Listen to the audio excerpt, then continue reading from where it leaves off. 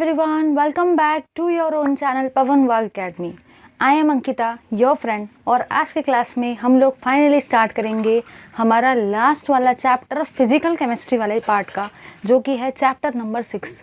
I know कि chapter number 6 का आप सबको बहुत ज़्यादा वेट था, राइट, कि कब चैप्टर नंबर 6 स्टार्ट होगा। तो फाइनली जो भी आपकी एक्सपेक्टेशन थी चैप्टर नंबर 6 वो आ चुका है। चैप्टर नंबर 6 ने एंट्री ले ली है, ठीक है। तो चैप्टर नंबर 6 जो है वो आपका लास्ट चैप्टर है फिजिकल केमिस्ट्री का। इसके पहले हम लोगों ने 5 चैप्टर्स फिजिकल केमिस्ट्री के कंप्लीट कर लिए। अब हम लोग मूव कर रहे हैं हमारे लास्ट वाले चैप्टर की तरफ, फिजिकल केमिस्ट्री का। और इस चैप्टर के बाद your physical chemistry will going to end. उसके बाद हम लोग स्विच करेंगे इनऑर्गेनिक केमिस्ट्री को, ठीक है। आई नो कि सभी को वेट है तो चलिए ज़्यादा टाइम वेस्ट के बिना लेंगे एंट्री अपने इस चैप्टर में, जिसका नाम है केमिकल काइनेटिक्स। अब कैसा है ना, केमिकल काइनेटिक्स की अगर मैं बात करूँ तो वो भी कुछ लोगों को टफ लगता है, बट उतना टफ नहीं है जितना कि इलेक्ट्रोकेमिस्ट्री था। क्योंकि इलेक्ट्रोकेमिस्ट्री में अगर देखा तो हर जगह पे बस पूरे रिएक्शन थे। अब वो बहुत ज़्यादा डिफिकल्ट जाता है यार, रिएक्शन याद कहाँ से रहेंगे, क्या क्या, मतलब कुछ सारा ज़्यादा से ज़्यादा याद रखने वाली चीज़ें थी। बट अगर मैं बात करती हूँ ना केमिकल काइनेटिक्स की, तो केमिकल काइनेटिक्स में आपके बहुत सारे कंसेप्ट का यूज़ होगा, ठीक है। तो अगर आपके कंसेप्ट एकदम स्ट्रॉन्ग तरीके से हो गए ना, तो आपको सीरियसली बता रही हूँ रट्टा मारने का कुछ भी ज़रूरत नहीं पड़ेगा। और केमिकल काइनेटिक्स मेरा तो बहुत ज़्यादा फेवरेट चैप्टर है। तो मुझे ऐसा लगता है कि अगर वो चैप्टर मेरा फेवरेट है तो आई एम एक्सपेक्टिंग कि आपका भी ये वाला चैप्टर काफ़ी ज़्यादा फेवरेट होगा। अगर मैं बात करूँ एंट्रेंस पॉइंट ऑफ व्यू से, स्पेशली मैं अभी जैसे हम लोग को महाराष्ट्र के, तो मैं MST CT ओरिएंटेड ज़्यादा बात करना चाहती हूँ। तो उसमें मेरे को ये कहना है कि केमिकल काइनेटिक्स बहुत ज़्यादा वेटेज रखता है, ठीक है। केमिकल काइनेटिक्स से अच्छे खासे क्वेश्चंस आते हैं। और आपको एक और चीज़ की गारंटी दे रही हूँ, अगर आप लोग ये सारे के सारे क्लासेस करते हो ना, तो आप लोग 75% MST CT के सारे क्वेश्चंस लगा सकते हो। 75%, नॉट 25%, हाँ, ठीक है। तो चलिए ज़्यादा टाइम वेस्ट के बिना स्टार्ट करेंगे अपने इस चैप्टर को। हेडिंग है आपका केमिकल काइनेटिक्स।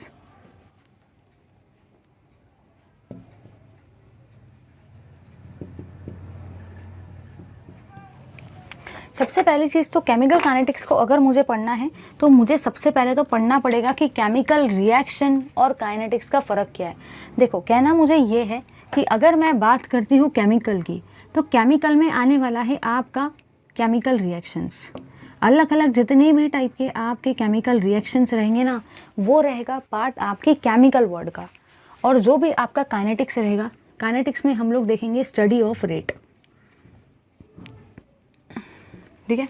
मतलब सीरियसली बताओ, क्या मुझे सच में कुछ याद रखने की ज़रूरत है? बिल्कुल भी नहीं। मुझे नाम खुद बता रहा है कि study of rate of chemical reaction ही आपका क्या रहेगा, केमिकल काइनेटिक्स। क्योंकि नाम ही बता रहा है केमिकल काइनेटिक्स। केमिकल मतलब क्या रहेगा, केमिकल रिएक्शंस, और काइनेटिक्स मतलब क्या रहेगा, स्टडी ऑफ रेट। तो कहना मुझे ये है, जो भी आपका study of rate of chemical reaction रहता है उसी का नाम क्या रहता है, केमिकल काइनेटिक्स। चलिए मूव करेंगे आगे। अगर मैं बात करती हूँ केमिकल रिएक्शन की, कि केमिकल रिएक्शन मुझे बताता क्या क्या है, केमिकल रिएक्शन मुझे क्या क्या एक्सप्लेन करता है। तो सबसे पहली और सबसे काम की चीज़ यहाँ पे ये है कि केमिकल रिएक्शन जो पहली चीज़ मुझे बताता है वो ये बताता है कि कोई भी रिएक्शन फिजिबल है या नहीं है। मतलब वो मुझे बताएगा फिजिबिलिटी के बारे में, feasibility of reaction. Second thing जो मुझे बताता है वो बताता है एक्सटेंट ऑफ रिएक्शन के बारे में, एक्सटेंट ऑफ रिएक्शन। और तीसरी थिंग जो वो मुझे बताता है वो बताता है रेट के बारे में। मतलब कहना मुझे जो है वो ये है कि केमिकल रिएक्शन को जब भी मैं स्टडी करती हूँ, तो केमिकल रिएक्शन को स्टडी करने के बाद अगर मुझे कोई भी केमिकल रिएक्शन को स्टडी करना है, लेट्स से मैं बोलूँगी, चलो मैं आपका एग्जांपल ले लेती। सपोज अगर मैं कोई भी एक नाम कंसिडर कर लूँ, लेट्स से मैं अपना ही नाम कंसिडर करती हूँ, अंकिता चांडक। अगर मैंने अपना ही नाम कंसिडर किया है अंकिता चांडक, अब मुझे अंकिता चांडक तक पहुँचना है, सीरियसली, ठीक है। अगर मुझे इस नेम तक पहुंचना है तो सबसे पहले मुझे क्या चाहिए, सबसे पहले तो मुझे इसका फुल टू फुल एड्रेस चाहिए कि ये कहाँ पे रहती है ना, कौन से स्टेट में रहती है, कौन से गांव में रहती है, कौन से सिटी में रहती है, साथ ही साथ कोई विलेज है क्या। तो ये सारी चीज़ें मुझे पता होनी चाहिए। अब मुझे फुल एड्रेस मिल गया तो चलो मैं अंकिता चांडक के घर में भी एंटर हो गई। फिर मुझे वो सारी चीज़ें जानना है तो मैं उसके अंदर में और एंटर हुई, मतलब घर के अंदर में। तो कहना मुझे ये है कि सबसे पहले अगर मुझे अंकिता चांडक के यहाँ पे जाना है, मतलब वहाँ पे जाने का है, तो सबसे पहले मुझे क्या चाहिए, मुझे पता होना चाहिए कि स्टेट कौन सा है। फिर स्टेट के बाद में मुझे पता होना चाहिए कि अंकिता चांडक की सिटी कौन सी है जहाँ पे वो रहती है। फिर सिटी के बाद में मुझे पता होना चाहिए कि अंकिता चांडक का एड्रेस कौन सा है। फिर मुझे पता होना चाहिए कि उस एड्रेस पे उनका होम कहाँ पर है। मतलब कहना मुझे ये है कि किसी भी पर्टिकुलर थिंग तक के मुझे जाने का है, किसी भी चीज़ की मुझे स्टडी करना है, तो सबसे पहले तो मुझे उसके बारे में फुल टू फुल इन्फॉर्मेशन चाहिए। अगर मेरे पास इन्फॉर्मेशन नहीं रहेंगी तो क्या मैं उस चीज़ को स्टडी कर पाऊँगी? नहीं कर पाऊँगी, है ना। इन द सेम फैशन अगर मैं किसी भी केमिकल रिएक्शन की बात कर रही हूँ, A+B गिव्स C, अगर मैं कोई भी केमिकल रिएक्शन की बात करती हूँ तो कहना मुझे यहाँ पे जो है वो ये है कि अगर मुझे इस केमिकल रिएक्शन को देखने का है तो सबसे पहले तो मुझे बताना पड़ेगा कि क्या ये रिएक्शन फिजिबल है या नहीं है। फिजिबल का मतलब ये होता है कि क्या ये रिएक्शन सच में होगी या नहीं होगी। सबसे पहला क्वेश्चन ये रहेगा। अगर होंगी तो बहुत अच्छी बात है, और नहीं होंगी तो बाकी चीज़ों का स्टडी करने का यही नहीं है, कोई मीनिंग ही नहीं है। तो सबसे पहले मुझे चेक करना है कि क्या ये रिएक्शन फिजिबल है या नहीं है। तो चलो मेरे को पता चला कि ये रिएक्शन फिजिबल है, मतलब ये रिएक्शन होने वाली है। अगर मुझे ये पता चल गया तो अब मैं और चीज़ों को स्टडी कर सकती हूँ। सेकेंड थिंग मुझे जो देखना है वो ये है कि ये रिएक्शन फिजिबल है। मुझे पता चल गया ये रिएक्शन होने वाली है, लेकिन अब मुझे पता करना है कि किस एक्सटेंट तक के मेरी रिएक्शन होगी। मतलब किस एक्सटेंट तक के मेरी रिएक्शन होगी। 90% रिएक्शन होगी या 80% रिएक्शन होगी या 70% रिएक्शन होगी। इसी का मतलब क्या होता है? Extent of reaction. जो भी लास्ट चीज़ मुझे स्टडी करना है वो है रेट, कि रिएक्शन जो हो रही है उसका रेट कैसा है। क्या वो रिएक्शन बहुत ज़्यादा फास्ट है या वो रिएक्शन बहुत ज़्यादा स्लो है या वो रिएक्शन मॉडरेट है या मीडियम है। ये सारी चीज़ें मुझे डिस्कस करना पड़ता है। मतलब कहना मुझे ये है कि जैसे इस नाम तक पहुंचने के लिए आपको ये सारी चीज़ें चाहिए, in the same fashion reaction को स्टडी करने के लिए आपको ये 3 चीज़ें चाहिए। सबसे पहली थिंग रहेगी फिजिबिलिटी, क्या रिएक्शन होती भी है या नहीं होती है। सेकेंड थिंग, अगर होती है तो कितनी होती है, क्या एक्सटेंट है उसका, 90%, 80%, 70%। चलो ये भी पता चल गया। रेट क्या है उसका, फास्ट है, स्लो है, मॉडरेट है। तो इस तरीके से इस फैशन में हम लोग केमिकल रिएक्शन को क्या कर सकते हैं, स्टडी। समझ गया। चलिए अब मूव करेंगे आगे। अब मुझे नेक्स्ट पार्ट की तरफ मूव करना है जिसका नाम है एक्चुअली केमिकल काइनेटिक्स। कि केमिकल काइनेटिक्स का डेफिनेशन क्या होता है। सीरियसली बता रही हूँ, पेपर्स में कभी भी केमिकल काइनेटिक्स का डेफिनेशन नहीं पूछने वाले, लेकिन एक बार हम लोग उसको भी देख लेते कि है क्या, क्योंकि कहीं ना कहीं वो हम लोग को हेल्प करेगा। चलिए देखेंगे उस पर्टिकुलर थिंग को। तो नेक्स्ट है आपका केमिकल काइनेटिक्स का definition. Definition of chemical kinetics. तो केमिकल काइनेटिक्स का डेफिनेशन मुझे ये कहता है, the study of rate of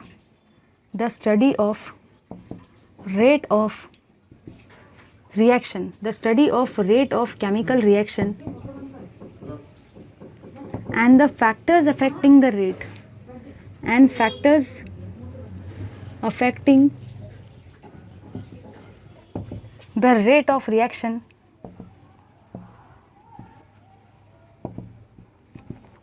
is called as chemical kinetics. अब देखो यहाँ से कोई एग्जाम में क्वेश्चन तो नहीं आने वाला, लेकिन पढ़ लेते हैं। जैसे कि मैंने आपको ये पहले ही बताया था कि केमिकल का मतलब होता है केमिकल रिएक्शंस, काइनेटिक्स का मतलब होता है स्टडी ऑफ रेट। तो मैंने बस वही लिखा है, the study of rate of chemical reaction. लेकिन साथ ही साथ मुझे ये भी देखना है कि ऐसे कौन से फैक्टर्स है जो रिएक्शन के रेट को अफेक्ट करते हैं। ठीक है, वो सारी चीज़ें मुझे डिस्कस करना है, और उसी का नाम क्या रहेगा आपका, केमिकल काइनेटिक्स। देखो कुछ अलग अलग चीज़ें होती है। किसी के डालने से हमारा रिएक्शन का रेट बढ़ जाता है, किसी के डालने से रिएक्शन का रेट डिक्रीज़ हो जाता है, किसी के डालने से रिएक्शन को कोई इफेक्ट नहीं करता है। तो वो सारी चीज़ें हम लोगों को इसमें डिस्कस करना है। मतलब कहना मुझे ये है कि अगर मैं केमिकल काइनेटिक्स की बात करूँ तो सबसे पहली चीज़ जो मुझे डिस्कस करना है वो ये है कि इस रिएक्शन का रेट कैसे रहेगा, उसकी स्टडी रहेगी। और जो सेकंड थिंग मुझे डिस्कस करना है वो ये रहेंगी कि कौन से फैक्टर्स है जो रिएक्शन के रेट को अफेक्ट करते हैं। समझा या नहीं? ले लो इसका स्क्रीनशॉट। चलिए अब मूव करेंगे और आगे। अब कहना मुझे यहाँ पे ये है कि अगर मैं किसी भी रिएक्शन की बात करती हूँ, सपोज मैंने बात की है A गिव्स C, ठीक है, तो आपको हमेशा याद रखना है कि जो भी लेफ्ट हैंड साइड में आता है उसको हम लोग बोलते हैं रिएक्टेंट। याद रखना है, लेफ्ट हैंड साइड में एरो के जो भी आता है उसको क्या कहा जाता है, रिएक्टेंट। जो भी एरो के राइट हैंड साइड में आता है उसको क्या कहते हैं, प्रोडक्ट कहते हैं। ठीक है, एरो के ऊपर में जो भी लिखा होता है वो हमेशा आपके रिएक्शन कंडीशन को आपको एक्सप्लेन करता है। ठीक है, तो सबसे पहली चीज़ यहाँ पे क्या है कि जो भी आपकी केमिकल रिएक्शन है उसमें जो मैंने जाना वो ये है कि जो भी एरो के लेफ्ट साइड में आएगा उसको हम लोग रिएक्टेंट बोलते हैं, जो भी एरो के राइट साइड में आएगा उसको हम लोग प्रोडक्ट बोलते हैं, और ऊपर में एरो के या नीचे में जो भी हम लोग लिखते हैं वो क्या रहती है, रिएक्शन, अलग अलग टाइप की कंडीशंस। समझ गया? चलिए अब मूव करेंगे और आगे। ले लो पहले तो इसका स्क्रीनशॉट। चलो अगर मैं बात करने जाऊँ आगे की, तो आगे जो मैंने जाना वो ये है, आप लोग खुद सोचो, हम लोग आगे की स्टडी कर रहे हैं, आप लोग खुद सोचो। अगर मैं बात करूँ इस पर्टिकुलर थिंग की, तो पहले रिएक्टेंट मैंने 100% लिए थे, पहले मेरे रिएक्टेंट 100% थे, ठीक है। कोई भी एक रिएक्शन को आप ले लो, कोई भी रिएक्शन को लो, जैसी आपकी इच्छा। तो स्टार्टिंग में आप जो भी रिएक्टेंट लेते हो वो कैसे रहते हैं, वो 100% रहते हैं, ठीक है, वो पूरी तरह से रहते हैं। कुछ समय के बाद जैसे जैसे टाइम पास होता है, जैसे जैसे टाइम पास होता है, देखना है क्या होता है। देखो पहले रिएक्टेंट थे आपके 100% इनिशियली, और प्रोडक्ट कुछ भी फॉर्म नहीं हुआ था। जब ये 100% थे, जब ये पूरे थे, जब ये कंप्लीट थे, तो प्रोडक्ट ज़ीरो था। कुछ समय के बाद क्या हुआ, ये तो था आपका एट स्टार्टिंग। एट स्टार्टिंग को ही हम लोग क्या बोलते हैं, इनिशियली, ठीक है। अब मैं बात कर रही हूँ आफ्टर सर्टन टाइम की। अगर मैं बात करती हूँ ना आफ्टर सर्टन टाइम की, तो मैंने जो जाना वो ये है, कुछ समय के बाद ये सपोज 70% डिसोसिएट हो गए। अब मुझे बताओ, जब ये 100 था तो ये 0 था, अब ये 70 बन चुका है, अभी 70 कंज्यूम हो चुका है, तो यहाँ पे कितना बचेगा बताइए, यहाँ पे बचेगा आपका 30%। कुछ भी नहीं करना है, 100 - 70 कर दिया। कुछ और समय के बाद, आफ्टर सम मोर टाइम, और कुछ समय के बाद हम लोगों ने क्या ऑब्ज़र्व किया, और कुछ समय के बाद मैंने ये ऑब्ज़र्व किया, अगर ये आपका सिर्फ और सिर्फ सपोज़ 40% बचा है, तो ये वाला कितना परसेंट बनेगा, ये वाला आपका बनेगा 100 - 40 कितना होता है, 60%।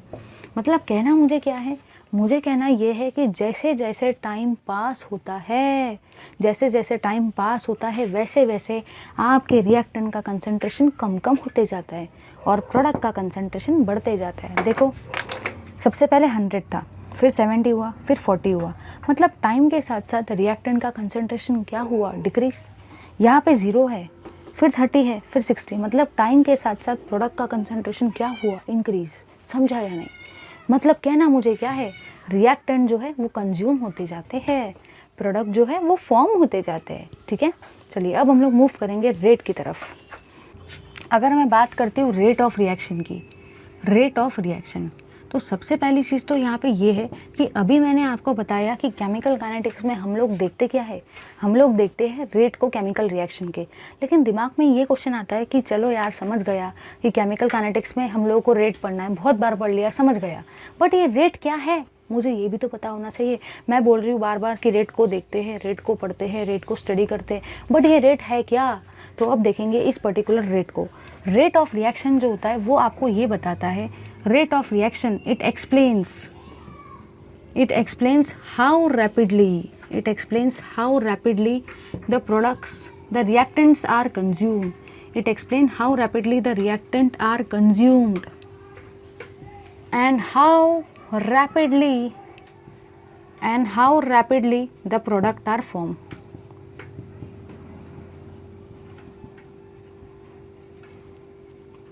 ठीक है, मतलब रेट ऑफ रिएक्शन एक्चुअली क्या है? रेट जो होता है वो एक ऐसी चीज़ है जो आपको बताती है कि रिएक्टेंट कितने इजीली कंज्यूम हो रहे हैं। कंज्यूम का मतलब क्या होता है? रिएक्टेंट जो है वो इजीली यूज्ड अप होते जा रहे हैं। देखो ना, पहले 100 था, फिर 70 था, फिर 40 था, मतलब रिएक्टेंट क्या होते जा रहे हैं? रिएक्टेंट आपके कंज्यूम होते जा रहे हैं। रिएक्टेंट क्या होते जा रहे हैं? रिएक्टेंट आपके कंज्यूम होते जा रहे हैं। और प्रोडक्ट क्या होते जा रहा है? प्रोडक्ट आपका फॉर्म होते जा रहा है। अब प्रोडक्ट आपका फॉर्म होते जा रहा है, इसीलिए तो इसका परसेंटेज बढ़ रहा है ना। पहले 0 था, फिर 30, फिर 60 और बढ़ते रहेगा।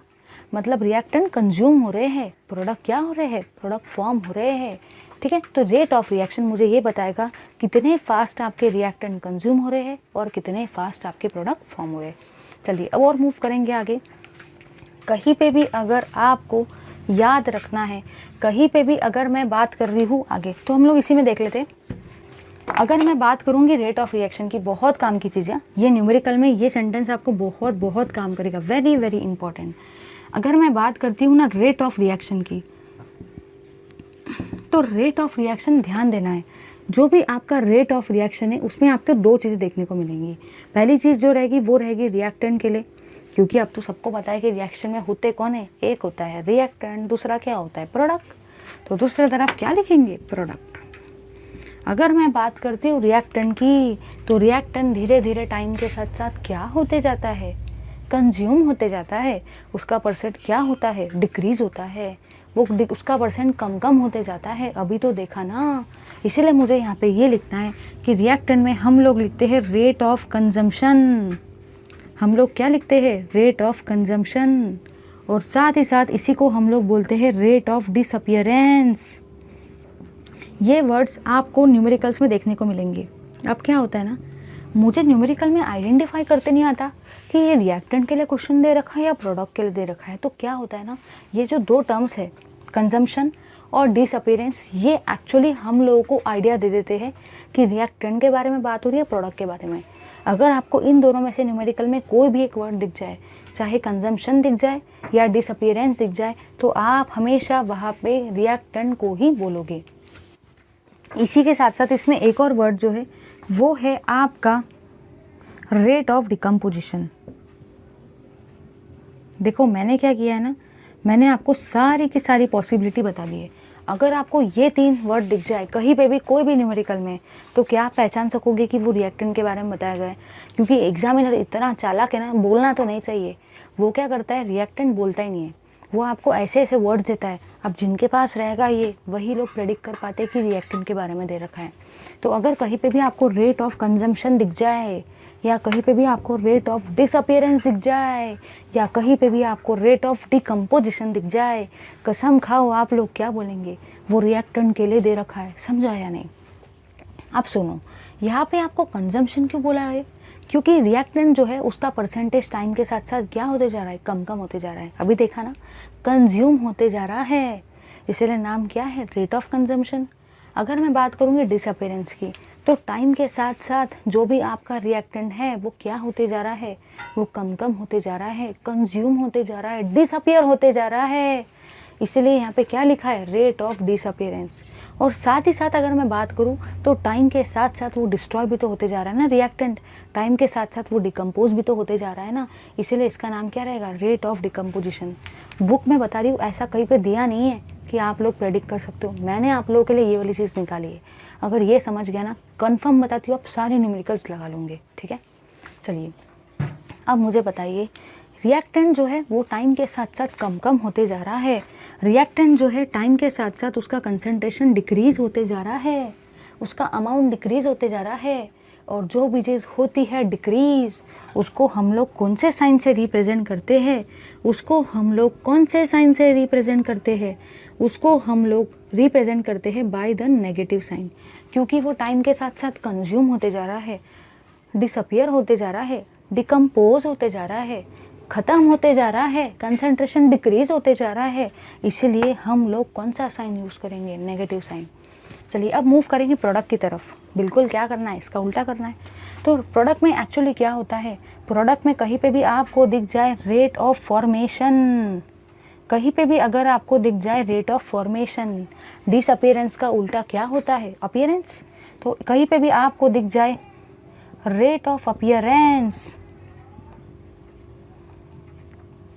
तो आप लोग हमेशा क्या सोचोगे, कहीं पे भी अगर फॉर्मेशन आ जाए, अपीयरेंस आ जाए, तो वो क्या रहेगा, वो रहेगा आपका प्रोडक्ट। चलिए अब मुझे बताइए आगे जो मैंने यहाँ पे जाना वो ये है कि प्रोडक्ट हमेशा आपका फॉर्म होता है ना।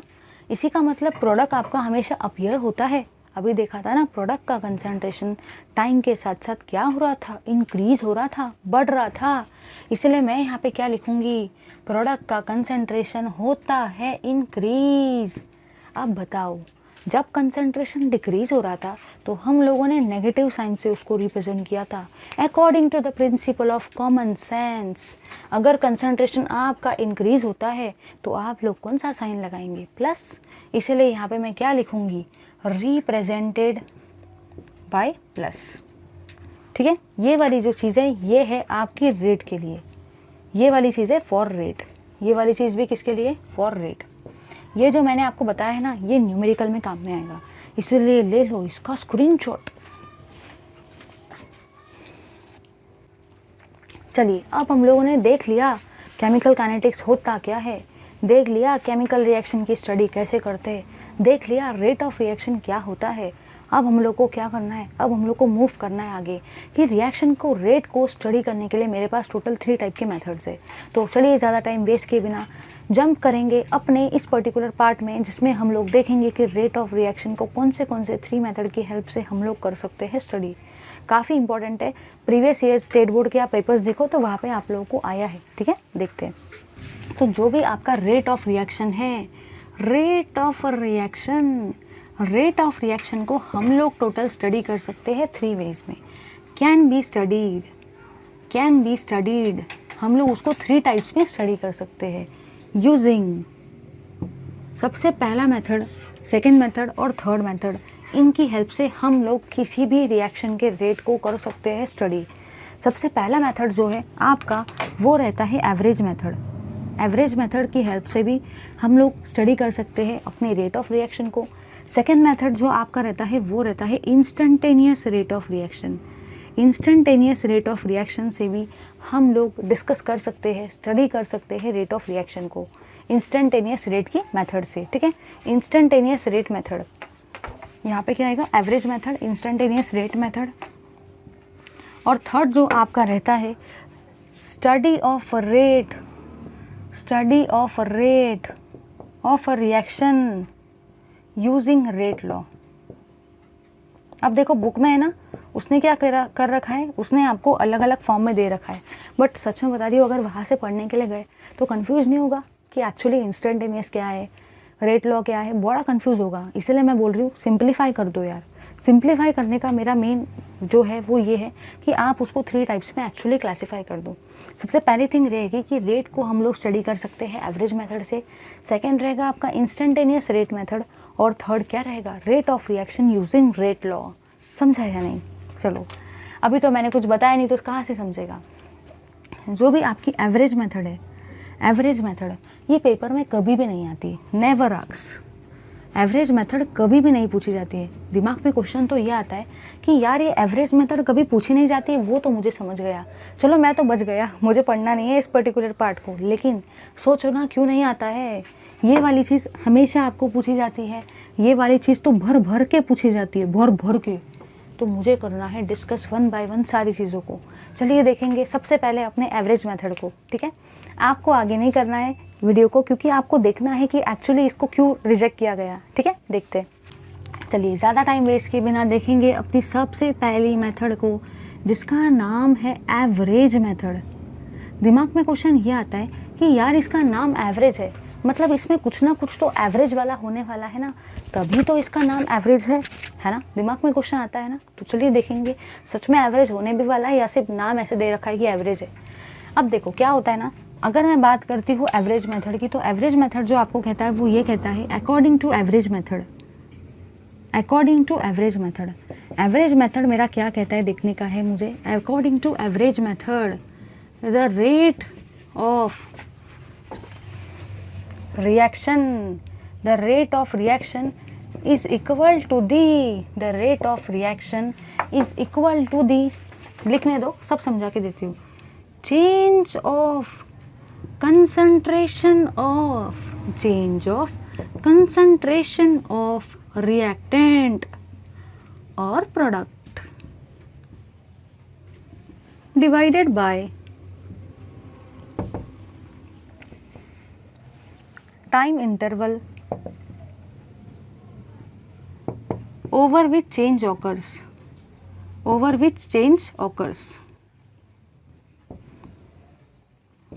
चलिए सबसे पहली थिंग जो मेरी यहाँ पे है वो ये है कि एवरेज मेथड मुझे क्या कहता है। ये इतना बड़ा तो लिख दिया यार, अब समझ में तो कुछ भी नहीं आया, समझेगा तो अब ना।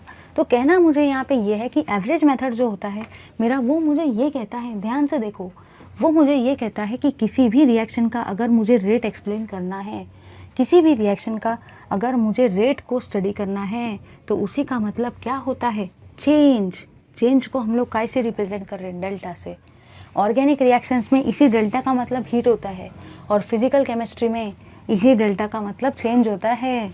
तो यहाँ पे रहेगा आपका change in concentration of reactant और प्रोडक्ट अपॉन टाइम इंटरवल का जो भी चेंज रहेगा। समझा या नहीं? तो अब समझ गया ना? ये चीज़ भली समझ में नहीं आई, बट क्या आपको अब समझ गया है कि जो भी रेट ऑफ रिएक्शन होता है उसी का मतलब क्या होता है? Change in concentration of reactant और product upon change in time interval, मतलब कितने टाइम में वो रिएक्शन हो रही है। ठीक है, अब देखेंगे आगे मुझे बताना ये है कि अगर मैं बात करती हूँ एवरेज रिएक्शन की, तो चलिए सबसे पहले मैं एक रिएक्शन को कंसिडर कर रही हूँ। वो रिएक्शन मुझे ये कहता है A + B गिव्स C। चलिए जल्दी जल्दी बताइए, जो भी चीज़ एरो के लेफ्ट हैंड साइड में आती है उसको क्या बोलते हैं? रिएक्टेंट। जो भी चीज़ एरो के राइट हैंड साइड में आती है उसको क्या बोलते हैं? प्रोडक्ट। रिएक्टेंट क्या है? A और B, क्योंकि वो कहाँ पे आते हैं? एरो के लेफ्ट हैंड साइड में। प्रोडक्ट क्या है? C, क्योंकि वो कहाँ पे आता है? एरो के राइट हैंड साइड में। चलिए अब मूव करेंगे और आगे का मेरा पार्ट जो मुझे कहता है वो ये है, याद रखना है इस ट्रायंगल का मतलब हीट मत बोलना, वो तो ऑर्गेनिक केमिस्ट्री में होता है, यहाँ पे तो चेंज होता है। ठीक है, चलिए अगर मुझे लिखने का है suppose rate of reaction, suppose मुझे रेट ऑफ रिएक्शन लिखना है। ठीक है, तो रेट ऑफ रिएक्शन का कहना क्या है? According to average method. Average method के हिसाब से लिखना है, क्योंकि हेडिंग भी क्या है? Average method. अब मैं अगर इस ए को देखना चाहूँ तो मेरा फॉर्मूला क्या कहता है? Change in concentration upon change in time. तो इसको मैं कैसे लिखूँगी? Delta A upon delta T. लिखेंगे या नहीं लिखेंगे? बिल्कुल लिखेंगे। अगर मैं बात करती हूँ बी की, पिक्चर अभी बाकी है, थोड़ा सा वेट करो। अगर मैं बात करती हूँ बी की, कैसे लिखेंगे? Delta B upon delta T, yes और नो। अगर मैं बात करती हूँ सी की, कैसा लिखेंगे? Delta C upon delta T. देखो रे देखो, क्या कंसंट्रेशन का चेंज आया है? बिल्कुल आया है, क्योंकि क्या बोला गया है? Change of concentration. अपॉन में बोला गया है चेंज ऑफ टाइम। क्या टाइम का चेंज आया है? हाँ आया है। अब सुनो, मैंने आपको अभी क्या बताया? टाइम के साथ साथ रिएक्शन क्या होते जाता है? ख़त्म होते जाता है, कंज्यूम होते जाता है। रिएक्टेंट जो है उसका कंसंट्रेशन डिक्रीज होते जाता है टाइम के साथ। इसी का मतलब यहाँ पे जो भी मेरा रेट रहेगा रिएक्टेंट के लिए वो हमेशा कैसा रहेगा? नेगेटिव।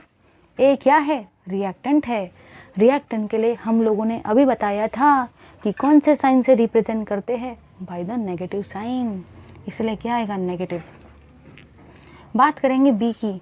बी भाई साहब भली अलग है, बट है तो रिएक्टेंट ही ना। अभी बताया था कि रिएक्टेंट के लिए हम लोग रेट का जो भी साइन रहता है वो कैसा रहता है? माइनस।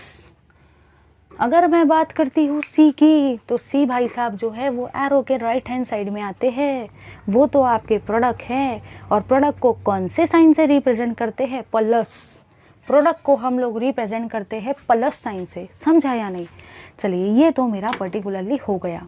ठीक है, लेकिन फिर दिमाग में क्वेश्चन ये आता है कि यार ये मेथड तो कितनी सही मेथड है, कितना मज़ा आया इसको करके, फिर पेपर में क्यों नहीं पूछा जाता है? इस मेथड को हम लोग क्यों नहीं यूज़ करते? क्वेश्चन तो आता है ना। चलिए देखेंगे क्यों नहीं यूज़ करते। सेकेंड थिंग मेरी ये है कि जब मैं बात करूँगी इस पर्टिकुलर रिएक्शन की, 2A + 1B लेट अस से गिव्स 4C, कोई भी हाइपोथेटिकल रिएक्शन है। एवरेज मेथड क्या बोलता है? एवरेज मेथड बोलता है इसका भी रेट बिल्कुल वैसा ही रहेगा। एवरेज मेथड ये कहता है जैसा रेट इसका है वैसा ही रेट इसका रहेगा। मतलब एवरेज मेथड का कहना मुझे यहाँ पे ये है, delta A upon delta T equals to delta B upon delta T equals to delta C upon delta T. ठीक है, सिमिलरली साइन दे देंगे हम लोग, माइनस माइनस प्लस। अब सुनो, कहना मुझे ये है कि चलो मैंने माना कि यहाँ पे 1 है, यहाँ पे 1 है, यहाँ पे 1 है। यहाँ पे मैंने 1 क्यों लगाया? आपको सिखाया था जिसका कोई नहीं होता है उसका भगवान होता है। In the same fashion chemistry में जहाँ पे कोई नंबर नहीं होता है वहाँ पे कौन सा नंबर होता है? वहाँ पे 1 नंबर होता है। तो यहाँ पे तो चलो मुझे समझ गया, फिर इस रिएक्शन के लिए भी यही रेट रहेगा, ऐसा थोड़ी चलेगा ना। यहाँ पे तो अब 2 आ गया है, यहाँ पे 1 आ गया है, यहाँ पे 4 आ गया है, तब भी आप बोल रहे हो। एवरेज मेथड वाले भाई साहब ये बोलते हैं कि ये वाला जो फॉर्म है ये हर रिएक्शन के लिए सेम रहेगा। बट क्या सच में सेम रहेगा? नहीं रहेगा ना। यहाँ पे तो 1 1 है, यहाँ पे तो 2 1 है। इसी का मतलब एवरेज मेथड ने एवरेज टर्म को कंसिडर किया और फिर बोला गया कि नहीं यार हम लोग इसको यूज़ नहीं कर सकते, क्योंकि ये जो मेथड है ये बोल रही है हर रिएक्शन के लिए रेट ऐसे ही रहेगा। ऐसा थोड़ी चलेगा। इसलिए इस मेथड को हम लोग एक्चुअली फॉलो नहीं करते। समझा या नहीं? अब हम लोग किसकी तरफ जंप करेंगे? अब हम लोग मूव करेंगे अपने नेक्स्ट पार्ट की तरफ, जिसका नाम है इंस्टेंटेनियस रेट ऑफ रिएक्शन। यहाँ पे ज़्यादा ध्यान देना है क्योंकि पेपर में आता है, और मुझे पता है जो पेपर में आता है, जो पेपर में इम्पोर्टेंट है, आप उसको खूब ध्यान से पढ़ते हो, इसलिए मैं बोल रही हूँ ध्यान से पढ़ना है। चलिए अब हम लोग मूव करेंगे अपने नेक्स्ट मेथड की तरफ। तो नेक्स्ट मेथड है मेरा instantaneous rate method. Next method क्या है? Instantaneous rate method. Instantaneous rate method अब डिस्कस करेंगे इसको। आगे मैंने यहाँ पे क्या देखा, मैंने यहाँ पे जो जाना वो ये है, according to this method, according to instantaneous rate method, instantaneous rate method के अकॉर्डिंगली क्या होता है देखना है। The change in concentration, the change in concentration of product, the change in concentration of product or reactant at any instant of time, at any instant of time, थोड़ा सा wait करो, सब समझा के दे रही हूँ। at any instant of time is called as instantaneous rate, is called as instantaneous rate of a reaction। ठीक है, जो भी होगा अपन को उससे कोई लेना देना नहीं है। चलिए अब हम लोग देख लेंगे इस पर्टिकुलर थिंग को। सेंटेंस पे फोकस नहीं करना है, कंसेप्ट पे फोकस करना है। चलो देखेंगे ये आपको क्या बताता है। इसने भी इंस्टेंटेनियस रेट मेथड जो भाई साहब है, इनके भी अकॉर्डिंगली ये है कि जो भी चेंज है आपके कंसंट्रेशन का रिएक्टेंट के या तो प्रोडक्ट के, वो तो हम लोग करने ही वाले हैं। ठीक है, विद टाइम वो भी करने वाले हैं। यहाँ पे विद टाइम भी लगा दो, विद टाइम, ये तो हम लोग डिस्कस करने वाले हैं। लेकिन आपको क्या बोला गया है, सबसे काम की चीज़ जो है वो ये बोला गया है, आपको एक इंस्टेंट पे निकालना है। कि जैसे कि अगर मैंने बोला चलो बताओ इस टाइम पे रेट क्या है, कुछ समय के बाद मैं बोलूँगी बताइए इस टाइम पे रेट क्या है, बताइए 10 मिनट पर रेट कितना है, बताइए 20 मिनट पर रेट कितना है। मतलब मैं एक एक टाइम के ऊपर मैं आपको रेट पूछ रही हूँ, एवरेज में नहीं पूछ रही हूँ। मैं पूछ रही हूँ बताइए 10 मिनट बाद रेट कितना होगा, 20 मिनट बाद कितना होगा, बताइए 90 मिनट्स बाद रेट कितना होगा। मतलब ये इंस्टेंट ऑफ टाइम पे मुझे रेट को बता रहा है, इसलिए इस टाइप के रिएक्शन का नाम क्या रहेगा, rate, instantaneous rate of reaction. क्योंकि वो नाम खुद बता रहा है कि भाई मेरे अंदर में इंस्टेंट आता है, मतलब मैं हर एक टाइम के इंस्टेंट पर रेट को बताता हूँ, इसलिए मेरा नाम क्या है, इंस्टेंटेनियस रेट। समझा या नहीं? चलिए अब मूव करेंगे आगे। अब मुझे आगे यहाँ पे जो पढ़ना है वो ये है कि ये तो कुछ समझा ही नहीं यार, डेफिनेशन लिखा था, लेकिन अब जब अप्लाई करेंगे तभी तो दिमाग में बल्ब जलेगा ना। तो चलिए देखेंगे उस पर्टिकुलर थिंग को। यहाँ पे क्या हो रहा है ना, यहाँ पे आपको बोला गया है, एक एग्जाम्पल ले रहे हैं, A + B गिव्स C। ठीक है, A + B गिव्स C मैंने लिया है। आप सबको पता है कि जो भी चीज़ एरो के लेफ्ट साइड में आती है उसको क्या बोलते हैं, रिएक्टेंट बोलते हैं। जो भी चीज़ एरो के राइट साइड में आती है, इसी का मतलब सी, उसको क्या बोलते हैं, प्रोडक्ट बोलते हैं। अगर मैं बात करती हूँ आगे की, तो आगे जो मैंने यहाँ पे जाना वो ये है कि अगर मुझे लिखने का है रेट ऑफ रिएक्शन, ठीक है, रेट ऑफ रिएक्शन लिखना है, याद रखना है इंस्टेंटेनियस रेट मेथड में हम लोग चेंज को डी से रिप्रेजेंट करते हैं। जब मैंने ट्राइंगल को यूज़ किया था, डेल्टा को यूज़ किया था, ट्राइंगल को, वो किस में था, एवरेज मेथड में। डी काय में यूज़ करेंगे, इंस्टेंटेनियस में। तो यहाँ पे मैं लिखूँगी, देखो कैसे, सबसे पहले मैं लिखूँगी डी ऑफ क्या आएगा, ऑफ आएगा ए अपॉन डी टी। इसी का मतलब क्या आएगा, D of B upon D T. इसी का मतलब क्या आएगा, D of C upon D T. कुछ किया क्या, कुछ भी नहीं किया, वैसे ही किया है, D A upon D T, D B upon D T, D C upon D T. अब आप सबको बहुत अच्छे से पता है कि ए है रिएक्टेंट, टाइम के साथ साथ ख़त्म होते जा रहा है, कम होते जा रहा है, कैसा साइन आएगा, माइनस। बी भी तो रिएक्टेंट है, माइनस। सी है प्रोडक्ट, प्रोडक्ट टाइम के साथ साथ इंक्रीज होते जाता है, कौन सा साइन देते हैं, प्लस साइन, प्लस साइन। चलिए ये तो मैंने लिख लिया, हो गया काम ख़त्म। चलिए अब मूव करेंगे आगे। ध्यान देना है, एकदम ध्यान से देखने का है, ठीक है, एकदम ध्यान से।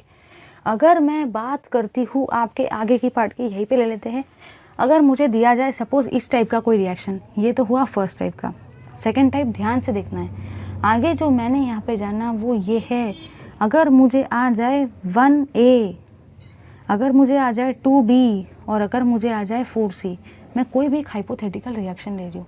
तो अब आपको यहाँ पे एकदम ध्यान के साथ देखना है। जहाँ पे कोई नंबर नहीं होता है वहाँ पे कौन सा नंबर होता है? 1 1 1। जब यहाँ पे भी था 1, इसलिए मैंने यहाँ पे क्या लिखा है? 1/1। वो लिखने का चीज़ नहीं बट समझा रही हूँ। यहाँ पे भी क्या है? b के सामने कौन सा नंबर है? 1। इसको भी कैसा लिखेंगे? 1/1। c के सामने कौन सा नंबर है? 1। इसको भी कैसा लिखेंगे? 1/1। बट आप बोलोगे यार समझा नहीं, ऊपर भी 1 नीचे भी 1। तो अब अपन इसको देखेंगे तभी तो क्लियर होगा ना। तो अब मैंने जो जाना वो ये है कि अगर मुझे इसके लिए रेट ऑफ रिएक्शन लिखना है, अगर मुझे रेट ऑफ रिएक्शन इसके लिए लिखना है तो कैसे लिखेंगे? ध्यान से देखना। इसको हम लोग लिखेंगे delta of A upon delta of T. देखो, साइन और नंबर देने के लफड़े में पहले नहीं पढ़ने का, पहले सारा फॉर्मेट लिख दो। अगर साइन और नंबर देते बैठ गए ना, उस लफड़े में आप पढ़ गए तो बस आपका टाइम वैसे ही जाते रहेगा और पसीने छूटते रहेंगे। उससे अच्छा है कि पहले पूरा फॉर्म लिख दो, बाद में दे देने का ना जो भी है। तो पहले इसको लिख दिया। इसी का मतलब क्या होता है? Delta B upon delta T, space छोड़ देने का। इसी का मतलब क्या होता है? Delta C upon delta T. I know आप सारे आंसर देने के लिए बहुत ज़्यादा अवेट कर रहे हो, तो देखो यहाँ पे कहना मुझे ये है, जो भी मेरा ए है ना रिएक्टेंट है, कौन सा साइन आएगा? माइनस साइन आएगा। बी भी तो रिएक्टेंट है, माइनस आएगा। सी क्या है? प्रोडक्ट है, कौन सा साइन आएगा? प्लस। आगे मैंने क्या जाना? आगे जो मैंने देखा वो यहाँ पे ये है। देखो रे देखो, ए के सामने में कौन सा नंबर है? 1 नंबर है, इसलिए क्या लिखेंगे? 1/1। अब सुनना।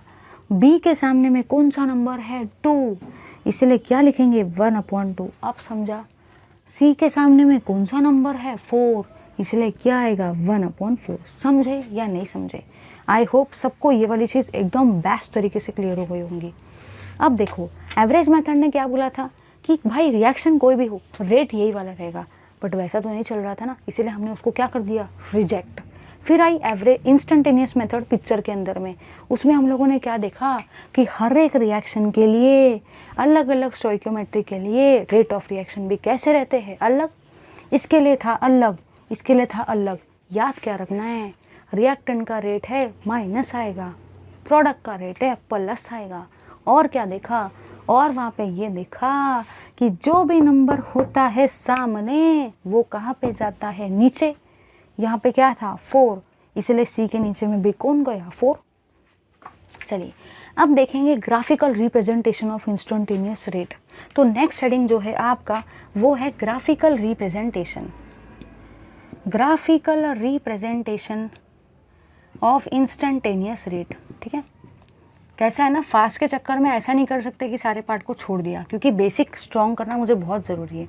अगर आपका बेसिक स्ट्रॉन्ग हो जाता है तो बाद में हम लोग फास्ट भी ले सकते हैं, लेकिन बेसिक, क्योंकि किसी को बेसिक नहीं आता है। चलिए सबसे पहले मैं लूँगी एक ग्राफ को, एक लूँगी सेकंड ग्राफ को। एनी प्रेडिक्शंस के 2 ग्राफ किसके लिए आए होंगे? Of course for reactant and product, क्योंकि रिएक्शन में आता क्या है? रिएक्टेंट और प्रोडक्ट। पूरे चैप्टर में वही करने वाले, रिएक्टेंट प्रोडक्ट वही आने वाला है। ठीक है, तो यहाँ पे आपका जो रहेगा वो रहेगा रिएक्टेंट का कंसंट्रेशन। इस साइड में हम लोग लेंगे रिएक्टेंट का कंसंट्रेशन। यहाँ पे कौन आने वाला है? प्रोडक्ट का कंसंट्रेशन।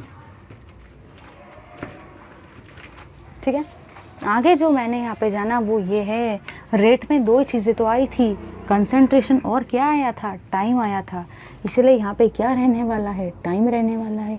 यहाँ पे भी क्या रहने वाला है? टाइम रहने वाला है। अब खुद ही सोचो, टाइम के साथ साथ रिएक्टेंट का रेट कैसा होता है? कंसंट्रेशन कैसा होता है? डिक्रीज होते जाता है, इसीलिए तो माइनस साइन लिखा ना। तो रिएक्टेंट का कंसंट्रेशन टाइम के साथ साथ क्या होने वाला है? रिएक्टेंट का कंसंट्रेशन टाइम के साथ साथ डिक्रीज होने वाला है। देखो रे देखो, क्या आपको डिक्रीज होते हुए दिख रहा है? हाँ मुझे दिख रहा है। रिएक्टेंट का कंसंट्रेशन जैसे जैसे टाइम जा रहा है ना, वैसे वैसे वो डिक्रीज होते जा रहा है। ठीक है, अगर मैं बात करती हूँ प्रोडक्ट की, आप सबको एकदम अच्छे से पता है कि जैसे जैसे टाइम जाता है प्रोडक्ट का कंसंट्रेशन क्या होते जाता है? इंक्रीज। इसलिए आपके प्रोडक्ट का कंसंट्रेशन क्या होगा?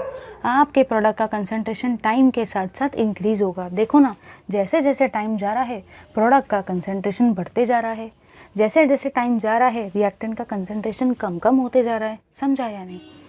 चलिए ये तो हो गया। अब मुझे क्या करना है? मैं क्या करती हूँ, यहाँ पे एक टेंजेंट ड्रॉ करती हूँ। ये जो टेंजेंट होता है ना, ये मुझे एक्चुअली इंस्टेंटेनियस रेट के बारे में बताता है। यहाँ पे भी मैं टेंजेंट ड्रॉ करती हूँ, और आप सबको पता है कि टेंजेंट हम लोगों को क्या एक्सप्लेन करता है, स्लोप। इसलिए हम लोग क्या करते हैं, ड्रॉ करते हैं टेंजेंट टू कर्व। टेंजेंट को कर्व पे ड्रॉ करते हैं, जिसकी हेल्प से हम लोगों को मिल जाता है स्लोप। और स्लोप मतलब ही क्या होता है, आपके रिएक्शन के रेट को वो एक्सप्लेन करता है। ठीक है, ले लो इसका स्क्रीनशॉट। अब हम लोग आ रहे हैं सबसे धमाल पार्ट की तरफ इस पर्टिकुलर चैप्टर के, जिसमें आप सारे के सारे मैं लिख के देती हूँ 100% मिस्टेक करते हो, और मैं आप लोगों की वही मिस्टेक को आज करेक्ट करने वाली हूँ। रेट तो हर किसी को लिखते आता है इंस्टेंटेनियस, वो तो बच्चा भी लिख सकता है, लेकिन काम की बात जो है वो ये है कि वहाँ पे आपको ये अप्लाई करना है। वहाँ पे आधे बच्चे तो वैसे ही घूम जाते हैं, and I am there to correct your mistake. तो चलिए देखेंगे उस पर्टिकुलर थिंग को जहाँ पे मैक्सिमम स्टूडेंट्स क्या करते हैं, मिस्टेक। चलिए देखेंगे। अगर मैं बुक का एक रिएक्शन लेती हूँ, हम लोग बुक का एक रिएक्शन लेंगे, A + thrice B gives twice C। ये मैंने लिया, आप थोड़ा सा ध्यान देना, बहुत ज़्यादा इंपॉर्टेंट पार्ट है। ये है आपका रिएक्शन जिसको मुझे डिस्कस करना है। एकदम ध्यान दो, एकदम ध्यान दो। आपको लगेगा यार मुझे तो आता है इसका रेट निकालते, अब डबल से क्यों मैम रिपीट कर रही है, लेकिन सुनो रे, कुछ नया पार्ट आने वाला है। जो भी एरो के लेफ्ट हैंड साइड में आता है उसको क्या बोलते हैं, उसको रिएक्टेंट बोलते हैं। जो भी एरो के राइट हैंड साइड में आता है उसको क्या बोलते हैं, उसको तो हम लोग बोलते हैं प्रोडक्ट। अब सुनो, अगर मुझे बात करनी है रिएक्टेंट की, तो रिएक्टेंट मेरा क्या कहता है, ऑफ कोर्स इंस्टेंटेनियस मेथड से डिस्कस करेंगे। तो कहना मुझे ये है, अगर कहीं पे भी आ जाए रेट ऑफ डिसअपियरेंस ऑफ ए, इसी को हम लोग क्या बोल सकते हैं, रेट ऑफ कंजम्पशन ऑफ ए। इसी को हम लोग क्या बोल सकते हैं, रेट ऑफ डिकम्पोजिशन ऑफ ए। बताया था ना, अलग अलग नाम, जैसे कि आपके भी अलग अलग नाम होंगे। किसी का नाम रहता है, सपोज कुछ और नाम है, लेटेस्ट से किसी का XYZ नाम है, उसकी मम्मी उसको पिंटू भी बुलाती है, उसके पापा उसको मोंटी बुलाते हैं, उसकी बहन उसको टीटी बुलाती है, ऐसे अलग अलग नाम होते हैं, है कि नहीं। वैसे ही लेकिन है तो वो इसी के नाम ना, पिंटू, मोंटी, टीटी, और भी हो सकते हैं बहुत सारे नाम। ठीक है, तो उसी तरीके से इस रिएक्टेंट के लिए भी हमारे पास अलग अलग नेम है, लेकिन है तो सेम ही ना। अब सुनो, देखो क्या होगा। कहना जो मुझे यहाँ पे है वो ये है, इसका जो वैल्यू रहेगा, दिमाग में क्वेश्चन आता है वो क्या रहेगा। चलिए अब मैं डिस्कस करूँगी बी के लिए। सिमिलरली सेम ही फैशन में हम लोग बी के लिए भी लिख देते हैं। अगर मुझे बोला जाए रेट ऑफ डिसअपियरेंस, यहाँ से आपके 100% सारे डाउट क्लियर होंगे, गारंटी दे रही उतनी। Rate of disappearance of B, अब बी भी तो रिएक्टेंट है, तो डिसअपियरेंस की जगह पे और क्या आ सकता है, वही वाली ऊपर वाली चीज़ को कॉपी करना है। Rate of consumption of B, उसी का मतलब आपका क्या आएगा, rate of decomposition of B.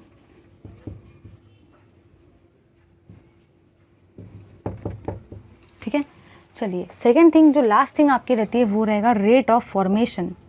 Last thing आपकी रहेगी रेट ऑफ फॉर्मेशन। और मैंने आपको जब भी बताया था कि फॉर्मेशन के लिए और क्या वर्ड होता है, रेट ऑफ अपीयरेंस, क्योंकि डिकम्पोजिशन या तो फिर डिसअपीयरेंस का उल्टा क्या होता है, अपीयरेंस, तो रेट ऑफ अपीयरेंस। ये ऐसा लग रहा होगा कि यार टाइम वेस्ट हो रहा है, लेकिन सुनो ना, ये तो बहुत काम का है, अभी तो पिक्चर आ रही है काम में। ठीक है, लास्ट में आपका आएगा रेट ऑफ रिएक्शन। ये समझ गया है ना, तो मैं बता रही हूँ आपका 50% तो आपको वैसे ही समझ गया। ठीक है, सुनो रे सुनो, ध्यान से सुनना। अगर मैं बात कर रही हूँ रेट ऑफ डिसअपियरेंस की, ध्यान से सुनो, रेट ऑफ डिसअपियरेंस की मैं बात कर रही हूँ, जहाँ पे कोई भी नंबर नहीं होता है वहाँ पे कौन सा नंबर होता है, वहाँ पे 1 नंबर होता है। अब सुनो, यहाँ पे आपको बोला है डिसअपियरेंस का रेट क्या रहेगा ए के लिए, कंजम्पशन का रेट क्या रहेगा ए के लिए, डिकम्पोजिशन का रेट क्या रहेगा ए के लिए। तो सोचो ना, ए तो रिएक्टेंट है, ए रिएक्टेंट है, कैसे लिखेंगे, of course delta A upon delta T. ठीक है, सबसे काम की बात यहाँ पे ये है, रिएक्टेंट है, टाइम के साथ साथ क्या होने वाला है, कम कम होने वाला है। कौन सा साइन आएगा, माइनस, साइन आ गया माइनस। आधे बच्चे सोचेंगे यहाँ पे तो 1/1 भी आना चाहिए, लेकिन ध्यान से सुनो कान खोल के, rate of disappearance, consumption, formation, appearance, decomposition में कभी भी स्टोइकियोमेट्री का यूज नहीं करते। समझा या नहीं समझा, सुनो सुनो समझेगा। अगर मैं बात करती हूँ rate of disappearance of B या बी का डिकम्पोजिशन कंजम्पशन जो भी होगा, आने क्या वाला है delta B upon delta T. B क्या है, रिएक्टेंट है, कौन सा साइन आएगा माइनस, बट क्या यहाँ पे 1/3 आएगा। क्वेश्चन आता है ना 1/3 लगाओ या नहीं लगाओ, 1/3 कभी मत लगाना। स्टोइकियोमेट्री इनिशियल रेट लिखते वक्त कभी भी नहीं लेते हैं, समझ आया या नहीं। अब देखेंगे आगे, अगर मैं बात करती हूँ सी की, सी भाई साहब तो मेरे प्रोडक्ट है, प्रोडक्ट के लिए भी क्या रहेगा delta C upon delta T. C क्या है, प्रोडक्ट है, कौन सा साइन आएगा प्लस, बट दिमाग में क्वेश्चन आता है क्या यहाँ पे 1/2 आएगा, कभी नहीं आएगा। आज से सारे के सारे मेरे साथ कसम खाओ कि जब भी हम लोग रेट का लिखते हैं, डिकम्पोजिशन, डिसअपियरेंस, अपीयरेंस, कंजम्पशन, कभी भी आप स्टोइकियोमेट्री नहीं लेते हो, समझ गया। लेकिन अगर मैं बात करूँगी रिएक्शन की, तो आपको याद रखना है रिएक्शन के केस में कैसे लिखेंगे, delta A upon delta T, delta B upon delta T, delta C upon delta T. A क्या है, रिएक्टेंट है ना, माइनस साइन, बी भी रिएक्टेंट है और सी क्या है, प्रोडक्ट। लेकिन रेट लिखते वक्त, ओवरऑल रेट लिखते वक्त, रिएक्शन के रेट लिखते वक्त आप स्टोइकियोमेट्री का यूज़ करते हो। यहाँ पे क्या है 1/1, यहाँ पे क्या है 3, नंबर हमेशा कहाँ पे जाता है, नीचे जाता है 1/3। यहाँ पे है 2, नंबर हमेशा कहाँ पे जाता है, नीचे जाता है 1/2। समझा या नहीं। आधे स्टूडेंट क्या करते हैं, वो सोचते हैं कि यही वाला तो रेट है ना, वो यही वाली चीज़ों को यहाँ लिख देते चलते हैं, बट भूल जाते हैं ये तो रेट है रिएक्टेंट और प्रोडक्ट के रिस्पेक्ट में, कभी भी वहाँ पे स्टोइकियोमेट्री यूज़ मत करना। लेकिन अगर रेट ऑफ रिएक्शन की बात करेंगे, रिएक्शन का रेट, तब आपको स्टोइकियोमेट्री लिखनी पड़ती है। समझा या नहीं समझा, ले लो इसका स्क्रीनशॉट, 50% पार्ट कवर होता है यहाँ पे। चलिए अब तो बहुत पढ़ लिया, अब हमको करने का है न्यूमेरिकल। तो आ जाते हैं पेज नंबर 121 पर, जिसमें हम लोग डिस्कस करेंगे प्रॉब्लम नंबर 6.1 को। वैसे तो खूब सारा घुमा फिरा के दे रखा है, दिमाग में क्वेश्चन आता है यार ये चल क्या रहा है, लेकिन अब समझेगा कि चल क्या रहा है, एकदम ईजी फॉर्म में, एकदम ईजी लैंग्वेज में। चलिए देखते हैं, पेपर में आया है प्रीवियस ईयर में, इसलिए थोड़ा ध्यान दो, ठीक है। चलिए देखेंगे हम लोग इस पर्टिकुलर क्वेश्चन को। ये है आपका प्रॉब्लम 6.1। प्रॉब्लम 6.1 को हम लोग डिस्कस कर रहे हैं। यहाँ पे आपको जो रिएक्शन दे रखी है वो है twice of N2O5 gives 4NO2। ये रिएक्शन आपको दे रखी है और आपको दे रखा है O2। साथ ही साथ आपको यहाँ पे जो पूछा है वो पूछा है, मतलब आपको दे क्या रखा है वो देख लेते हैं हम लोग। आपको दे रखा है रेट ऑफ डिसअपियरेंस, वो बोल रहा है N2O5 disappear at the rate of, इसी का मतलब क्या हुआ, रेट ऑफ डिसअपियरेंस, ठीक है। डिसअपियरेंस का जो रेट होता है वो आपको दे रखा है 0.02। फिलहाल हम लोग यूनिट को कंसिडर नहीं कर रहे। सेकेंड थिंग आपको दे रखा है कि रेट जो है NO2 का और O2 का क्या रहेगा, वो आपको बोल रहा है कि rate of formation of NO2 क्या रहेगा, वो आपको पूछ रहा है rate of formation of O2 क्या रहेगा, ठीक है। साथ ही साथ क्या उसने और कुछ दिया है, नहीं दिया है। और उसने एक और चीज़ बताई, पूछी है बताओ रेट ऑफ रिएक्शन क्या रहेगा। इतनी सारी चीज़ें उसने पूछ रखी है, ठीक है। चलिए देखेंगे।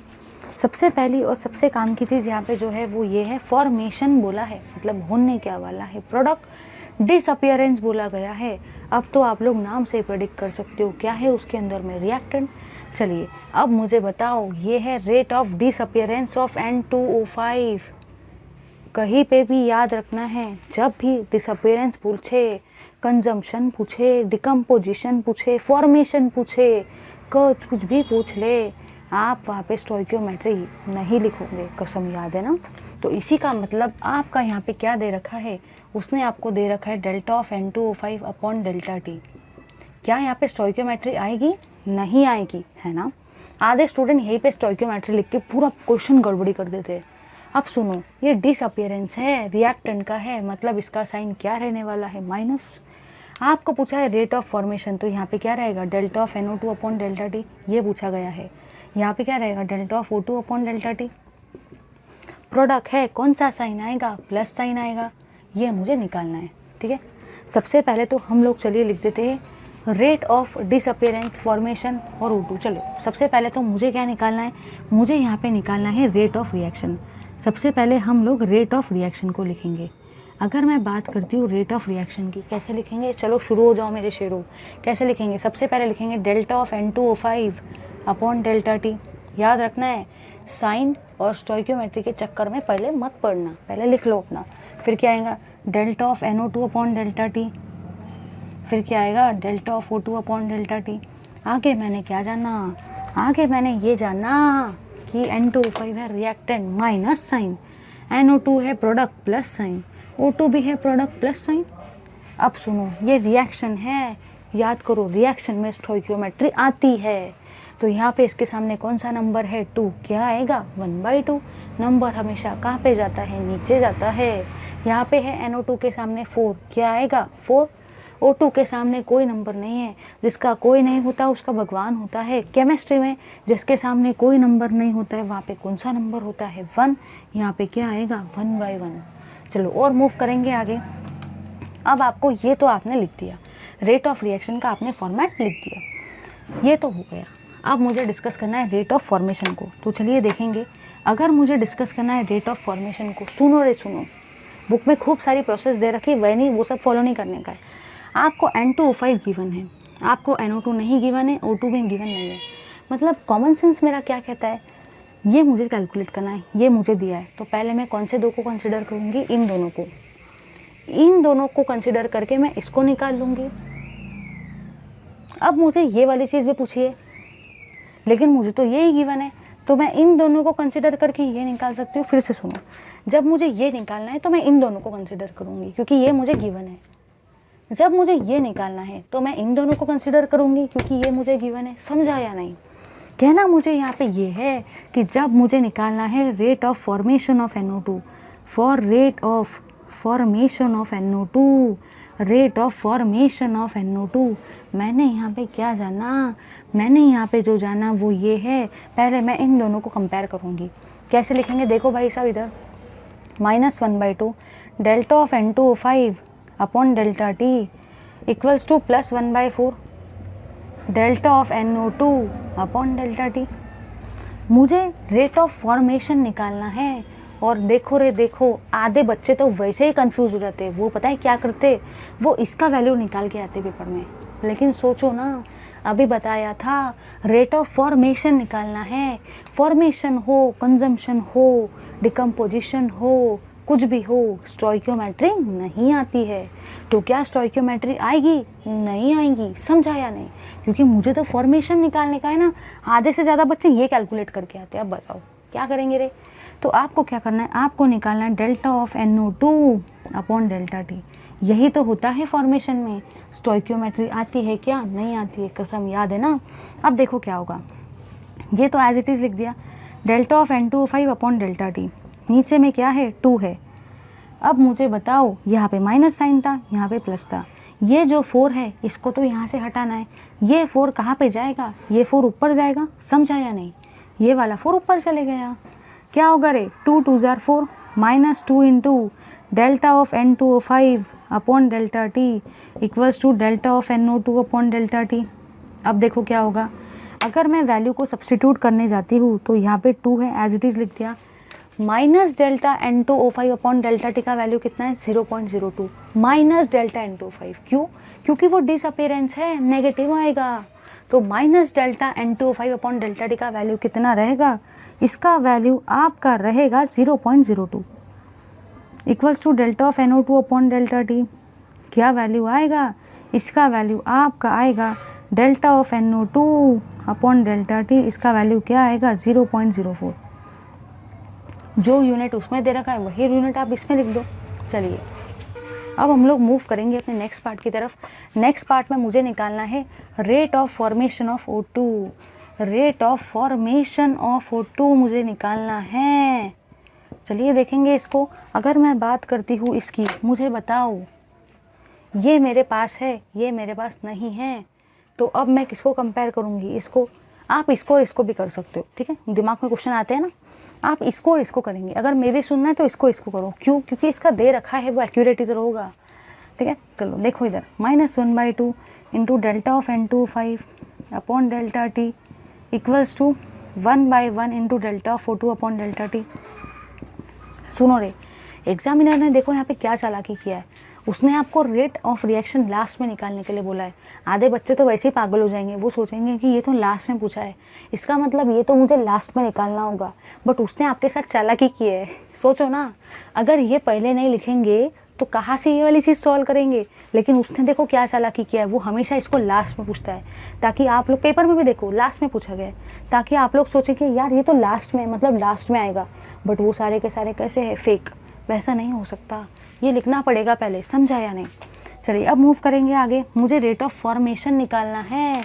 फॉर्मेशन, कंजम्पशन, डिकम्पोजिशन में स्टोइकियोमेट्री नहीं आती है, तो delta of O2 upon delta of T, ये वाला 1 कहाँ पे जाएगा, 1, कोई फ़र्क नहीं पड़ने वाला, हटा भी सकते 1 से, कोई फ़र्क नहीं पड़ेगा, 1/2 इंटू डेल्टा ऑफ, अब आपका minus delta of N2O5 upon delta T का वैल्यू कितना है, 0.02, इसका वैल्यू क्या हो जाएगा, delta of O2 upon delta of T, कितना वैल्यू आएगा, इसका वैल्यू आएगा 0.01। जो यूनिट था वो देख के छाप लेना। आधे बच्चे कंफ्यूज होते, माइनस आएगा कि नहीं आएगा, माइनस कैसे कटा, तो सुनो ना, NO2 क्या है, प्रोडक्ट है, बिना सोचे समझे प्लस लिख दो, क्योंकि प्लस तो आने ही वाला है, चाहे सन इधर से निकले या इधर से निकले, प्रोडक्ट हमेशा कैसा रहेगा, पॉजिटिव। O2 भी कैसा है, प्रोडक्ट है, कैसा आएगा, पॉजिटिव आएगा। ले लो इसका स्क्रीनशॉट। चलिए अब ज़्यादा टाइम वेस्ट किए बिना लेंगे एंट्री अपने नेक्स्ट रेट की तरफ, जिसका क्या नाम है, rate of reaction using rate law. चलिए देखेंगे इस पर्टिकुलर रेट लॉ को, ध्यान से सुनना, क्योंकि रेट लॉ से बहुत सारे क्वेश्चन आते हैं, ठीक है। आप लोग को क्वेश्चन की लैंग्वेज ज़्यादा समझती है तो क्वेश्चन बहुत सारे आते हैं रेट लॉ से, देखेंगे। सबसे पहले तो हम लोग देखेंगे rate of reaction using rate law. Rate of reaction using rate law, इसके सामने आपको 100 इम्पॉर्टेंट मार्क मेंशन करना है। हर साल यहाँ से क्वेश्चन आता है, हर साल। अगर आपको ये पार्ट नहीं पता तो आपको पूरी की पूरी केमिकल काइनेटिक्स ही नहीं पता, इतना खतरनाक वाला इंपॉर्टेंट है ये, ध्यान से देखना। ये पार्ट आपको क्या कहता है, ये पार्ट आपको बोलता है जो भी आपका रेट ऑफ रिएक्शन रहेगा ना, जो भी आपका रेट ऑफ रिएक्शन रहेगा, पहले लिख लेती हूँ फिर समझा के देती हूँ, is directly proportional to the concentration of reactant only, to the concentration of reactant only। सबसे पहली और सबसे काम की चीज़ ये है, आप लोगों को लगता है कि यार मैंने एवरेज में भी रिएक्टेंट और प्रोडक्ट पढ़ा, मैंने इंस्टेंटेनियस में भी रिएक्टेंट और प्रोडक्ट पढ़ा, तो आप लोग की मेंटालिटी ये बोलती है कि रेट लॉ में भी रिएक्टेंट और प्रोडक्ट आएगा, बट सारे के सारे मेरे साथ कसम खाओ। इस लेक्चर में मैंने आपको 2 कसम खिलवाई। सबसे पहली कसम थी वो माइनस प्लस साइन में, और सेकंड कसम क्या बताई है, सेकंड कसम मैंने आपको ये बताई है कि रेट लॉ के अंदर में आप सिर्फ और सिर्फ रिएक्टेंट को ही लोगे, प्रोडक्ट को कभी मत लेना, नहीं तो गए, ठीक है। तो रेट ऑफ रिएक्शन के अंदर में आपको कंसंट्रेशन ऑफ रिएक्टेंट ही लेना है, बहुत बहुत बहुत बहुत काम का। प्रोडक्ट लिया तो फंस गए, याद रखना है। चलो मूव करेंगे आगे। अगर मैं बात करती हूँ A + B गिव्स C, ठीक है, A + B गिव्स C, तो आपको यहाँ पे जो लिखने का है, सपोज यहाँ पे लिया छोटा a छोटा b छोटा c, अगर मुझे लिखने का है रेट ऑफ रिएक्शन, और ये जो रिएक्शन का रेट है किसके थ्रू रहने वाला है, यूजिंग रेट लॉ, कैसा रहेगा, देखो रे देखो। यहाँ पे आप क्या लिखोगे, ए और बी एरो के लेफ्ट हैंड साइड में आते हैं, और जो भी चीज़ एरो के लेफ्ट हैंड साइड में आती है आप उसको क्या बोलते हो, रिएक्टेंट बोलते हो। और रेट लॉ में आप सिर्फ और सिर्फ क्या लेते हो, रेट ऑफ रिएक्शन ही तो लेते हो। तो रेट ऑफ रिएक्शन कैसा रहेगा, ए इंटू बी, देखो रे देखो, ध्यान से देखना है, is proportional to the concentration of reactant only, लेकिन साथ ही साथ यहाँ पे प्रोडक्ट आएगा, product of concentration of reactant only. देखो ना, ये एक रिएक्टेंट ए था, एक रिएक्टेंट बी था, इनका क्या लिया, इनके कंसंट्रेशन का मैंने प्रोडक्ट लिया है, मल्टीप्लाई किया है इनके कंसंट्रेशन को, प्रोडक्ट का मत लेना। मतलब कहना मुझे ये है, product of concentration of reactant, ये प्रोडक्ट का मतलब क्या हुआ, ये प्रोडक्ट का मतलब हुआ मल्टीप्लाई, समझा ना। तो मल्टीप्लाई किया है ए और बी के कंसंट्रेशन को, ठीक है। चलिए मूव करेंगे आगे। अगर मैं बात करूँ लेटस से, मैं इसको ले लेती हूँ एक्स, वाई और जेड। तो सुनो, याद रखना है स्टोइकियोमेट्री हमेशा कहाँ पे जाती है? पावर में जाती है। इस नारे को फिट कर लो, स्टोइकियोमेट्री हमेशा कहाँ पे जाती है? पावर में जाती है। फिर से सुनो, स्टोइकियोमेट्री हमेशा पावर में जाती है। ये है आपकी स्टोइकियोमेट्री। सुनो रे सुनो, अभी बहुत सारी चीज़ें आनी बाकी है। स्टोइकियोमेट्री है एक्स, ए के सामने स्टोइकियोमेट्री रेट लॉ में कहाँ पे जाती है? पावर में जाती है। ये है बी, बी की स्टोइकियोमेट्री क्या है? वाई, स्टोइकियोमेट्री हमेशा कहाँ पे जाती है? पावर में जाती है। समझा या नहीं? अब आपके दिमाग में क्वेश्चन ये आता है कि एक्स और वाई क्या हमेशा स्टोइकियोमेट्री रहेगी? तो नहीं, एक्स और वाई कैन बी स्टोइकियोमेट्री, वो स्टोइकियोमेट्री हो सकता है और किसी किसी केस में नहीं भी हो सकता है, and can be non stoichiometry. मतलब वो स्टोइकियोमेट्री रह भी सकता है, नहीं भी रह सकता, लेकिन बता रही हूँ 12th में जितने भी रिएक्शन आने वाले सब में रहने वाला है, ठीक है। चलो अब बढ़ेंगे और आगे। अगर मैं बात करती हूँ आगे की तरफ, ध्यान से देखना, एकदम ध्यान से। अगर मैं बात करती हूँ इसकी 1a + 2b और ये आपको दे रहा है लेटस से 3c, यहाँ पे मैं 4a ले लेती हूँ, ठीक है। तो अगर मुझे लिखने का है इसके लिए rate of reaction using rate law, rate of reaction अगर रेट लॉ की हेल्प से लिखना है, क्या था कसम याद है ना, सिर्फ और सिर्फ रिएक्टेंट के कंसंट्रेशन को ही देखेंगे। तो देखो यहाँ पे क्या होगा, कंसंट्रेशन ए क्या है? रिएक्टेंट है, बी क्या है? प्रोडक्ट है। इनका क्या लिया है? मल्टीप्लिकेशन किया है। किसको? कंसंट्रेशन ऑफ रिएक्टेंट को। प्रोडक्ट लेंगे क्या? नहीं लेंगे। बताओ, ए की स्टोइकियोमेट्री क्या है? 4 है। स्टोइकियोमेट्री हमेशा कहाँ पे जाती है? पावर में जाती है। यहाँ पे आएगा 4, ठीक है। याद रखना है ए के सामने 4 है इसलिए ए की पावर में 4 लिखा। स्टोइकियोमेट्री हमेशा कहाँ पे जाती है? पावर में। बी के सामने क्या है? 2, इसलिए यहाँ पे क्या आएगा? 2। समझा या नहीं? ये हुआ आपका रेट इक्वेशन। अब हम लोग यहाँ पे क्या मिस कर रहे हैं, ध्यान से देखो। काम की चीज़ जो है वो ये है कि साथ ही साथ यहाँ पे आपकी एंट्री होती है के भाई साहब की। जो भी आपके के भाई साहब है उसको मुझे देखना है। याद रखना है के मतलब हमेशा आप लोग फिजिक्स में भी पढ़े होंगे, कांस्टेंट ही होता है, प्रोपोर्शनलिटी कांस्टेंट होता है ना। तो यहाँ पे जो मैंने जाना वो ये है कि जो भी आपके के भाई साहब है, जो भी आपके के है, उसी को हम लोग रेट के लिए रेट कांस्टेंट बोलते हैं, ठीक है। आपकी इच्छा प्रोपोर्शनलिटी कांस्टेंट भी बोल सकते हो, बट रेट कांस्टेंट ही सही रहेगा, ठीक है। ये 4 और 2 स्टोइकियोमेट्री रह भी सकते हैं, नहीं भी रह सकते, बट आपके इसमें सारे इसमें आने वाले हैं। चलो अब मूव करेंगे आगे। सुनो रे सुनो, एकदम ध्यान से सुनने का। अगर मैं आपको ऐसी चीज़ बोलती हूँ, बहुत काम की चीज़ें पेपर में आते हैं, यहाँ से MCQ टाइप का क्वेश्चन आता है जो मैं डिस्कस कर रही हूँ, बस लास्ट ही पार्ट है, ख़त्म करेंगे। आई नो सारे के सारे बहुत बोर हो रहे हैं तो अब मुझे MCQ टाइप का पेपर डिस्कस करना है। MCQ टाइप के क्वेश्चंस अगर आपको बोला जाए इफ़ कंसंट्रेशन, अगर आपको बोला जाए concentration of A is double, concentration of A is double, ऐसा आपको बोला गया है, ठीक है। साथ ही साथ आपको बोला गया है इफ़ कंसंट्रेशन ऑफ बी, आपको बोला गया है concentration of B is constant, ठीक है। सेकंड केस जो मैं ले रही हूँ वो यहाँ पे ये है, आपको बोला गया है if concentration of A is tripled, ठीक है, और आपको बोला गया है if concentration of B is constant. ये वाली चीज़ बोली गई है, ठीक है। अब सुनो, देखो क्या होगा, ध्यान से देखना है।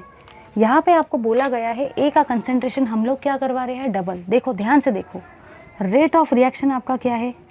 रेट ऑफ रिएक्शन जो है आपका वो है के into concentration of A into concentration of B. A की पावर में कितना है? 4 है, बी की पावर में कितना है? 2 है। अब ध्यान से सुनो, वो आपको बोल रहा है ए का कंसंट्रेशन डबल करवा रहे हैं, तो बताओ रेट कितने फैक्टर से डबल होगा? रेट जो है वो कितने फैक्टर से चेंज होगा? यहाँ पे मुझे कैलकुलेट करना है rate of reaction, rate of reaction changes by, rate of reaction changes by which factor, कितने फैक्टर से रेट ऑफ रिएक्शन चेंज होगा, ये मुझे कैलकुलेट करना है, ठीक है। साथ ही साथ यहाँ पे आपको बोल सकता है इंक्रीजेस बाय। चलो ध्यान से देखो, यहाँ पे आपको बोला गया है के into concentration of A into concentration of B. B को चेंज करने के लिए बोला है क्या? बी तो कांस्टेंट है। अब सुनो, उसने बोला है ए को डबल। अब भाई आप लोग सोचते हो यार मुझे कैसे पता चलेगा जब ए डबल होगा तो रिएक्शन का रेट क्या होगा। सुनो ना, ए को बोला है डबल, क्या बोला है, डबल बोला है। डबल मतलब ए के जगह पे आप क्या रखेंगे, 2 रखेंगे। ए की पावर में क्या था, 4 था। अब बोलो रे बोलो, 2 की पावर में अगर 4 आ जाए, 2 की पावर में अगर 4 आ जाए, 2 into 2 into 2 into 2, 2 2 jar 4, 4 2 jar 8, 8 2 jar 2 2 jar 4, 4 2 jar 8, 8 2 jar 16। तो रेट ऑफ रिएक्शन, जो भी आपका रेट रहेगा ना, rate of reaction increases by A factor 16। आपका रेट ऑफ रिएक्शन 16 फैक्टर से इंक्रीज होगा, क्योंकि अगर मैंने 2 को 4 टाइम्स लिखा तो वो क्या रहेगा, 16 फैक्टर से इंक्रीज होगा। समझा या नहीं? ये तो टफ हो गया, अब थोड़ा सा इजी लैंग्वेज का लेंगे। अगर आपको बोला जाए if concentration of B is triple और concentration of A is constant, चलिए देखेंगे इसको। इसका मतलब क्या हुआ, वो आपको बोलना चाहता है रेट ऑफ रिएक्शन। अब रेट ऑफ रिएक्शन का आपका फॉर्मूला क्या है, के into concentration of A into concentration of B. A की पावर में है 4, बी की पावर में है 2। हमेशा ये नहीं रहेगा, ये रिएक्शन के साथ साथ चेंज होते जाएगा। समझ रहा है ना? हम लोग अभी इस रिएक्शन की बात कर रहे हैं। उसने आपको क्या बोला है, उसने आपको बोला है ए का कंसनट्रेशन कांस्टेंट है, लेकिन बी का कंसनट्रेशन क्या हो रहा है, बी के कंसनट्रेशन को आप डबल कर रहे हो। चलो बी के कंसनट्रेशन को हम लोग डबल कर लेते हैं। तो अगर बी का कंसंट्रेशन डबल हो रहा है, मतलब बी के जगह पे कौन सा नंबर आने वाला है, 2 आने वाला है। बी की पावर में क्या है, 2 है।